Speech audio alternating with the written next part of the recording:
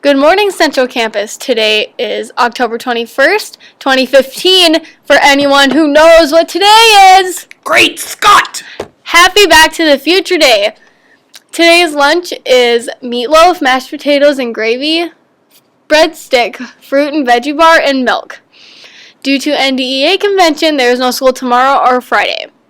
Because today is the last day of the school week, there is no intervention or extended detention today. Also, the 3:45 bus to MCC into the Minot Air Force Base is not running today. Picture retakes are today in the auditorium from 1 to 3. Students who are having retakes must return their original packet of pictures to the Life Touch photographers.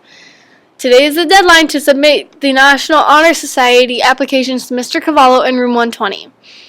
Key Club is meeting today after school in room 112. Key Club members who are going to the Fall Leadership Rally in Loretto, Minnesota must stay for the mandatory meeting following the regular meeting. Anyone interested in competitive swimming or diving should attend a meeting on Tuesday, October 27th at 3 o'clock in room 202. If you cannot attend this meeting, please see Mr. Disher in room 202. There is a debate team meeting on Monday at 3:20 in room 310. The Magician football team, 5-1 in the conference, kicks off at Dwayne Carlson Stadium at 7 o'clock tonight against the Dickinson Midgets, also 5-1. The winner of this game is the WDA champion and has a home field advantage for playoffs. Let's go, Magi! Happy birthday today to Dalen Schneiber. Happy birthday to those who are celebrating over the 4-day weekend. Dr. Robert Martin, Monique Armendariz, if I pronounce that wrong, I'm sorry. Courtney McDonald, Hayden Kastner, Vivian Cooper, Gerardo Flores, Noah Ranger, Braden Haley, Patrick Mulnett, and Brody Sickles. So those are your Central Campus announcements. Have a great day, but please stay tuned for the following video.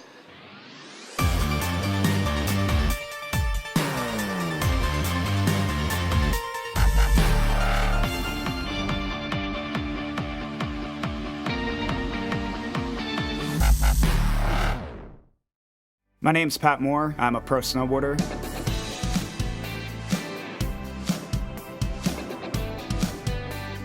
I'm from a small town called Holderness, New Hampshire. Being from that small town, we are also really close to this ski resort. Growing up in that park was almost like my second home. I could be my own person there, whereas, the other side of like Holderness, New Hampshire was, football, soccer, like all the normal sports. So it was a really cool way to kind of get away from normal life.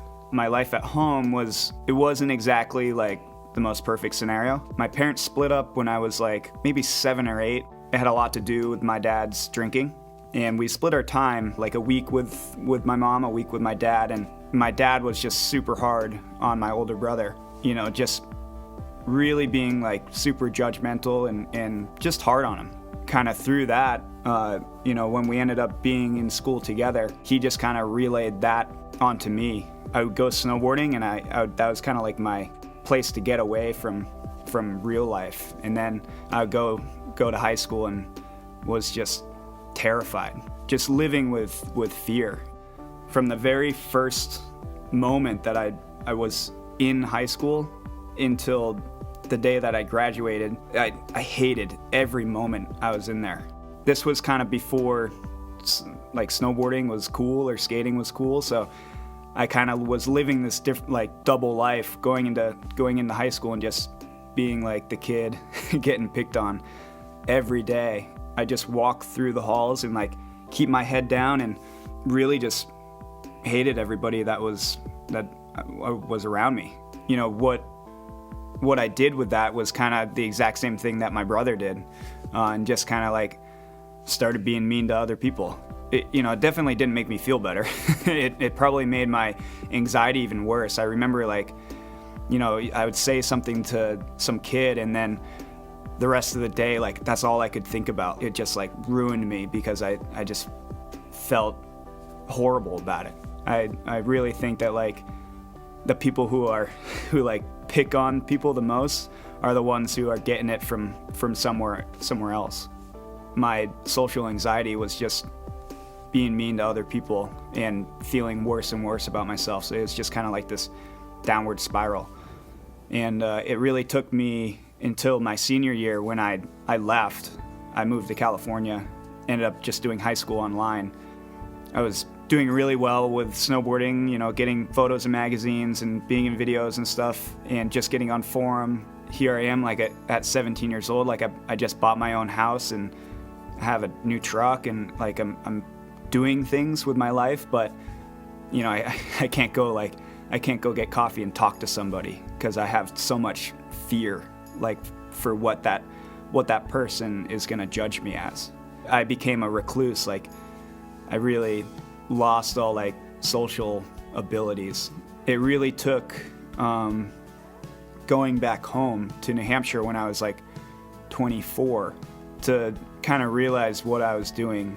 I found a new outlet, and that was actually talking to someone, actually going and seeking help, and seeing a psychologist was a huge step. I was able to kind of see what I was doing to block out like these people and feelings. I look back at my high school years, and I'm just like, man, if I just had gone and seen someone and just talked through some stuff, it would have changed my whole outlook on what I was doing, and maybe high school would have been fun instead of terrifying. It's great to have those things to like get away, but you know, I would suggest to you, like, if you are feeling anxiety, if you feel judgment, if you're like me and you walk through the high school hallways and you're just like, get me out of here, like I can't even talk to people, like look them in the eye, you know, I would suggest going and like talking to someone. And it took me up until my mid-20s to go seek help, and it really made a huge difference in my life.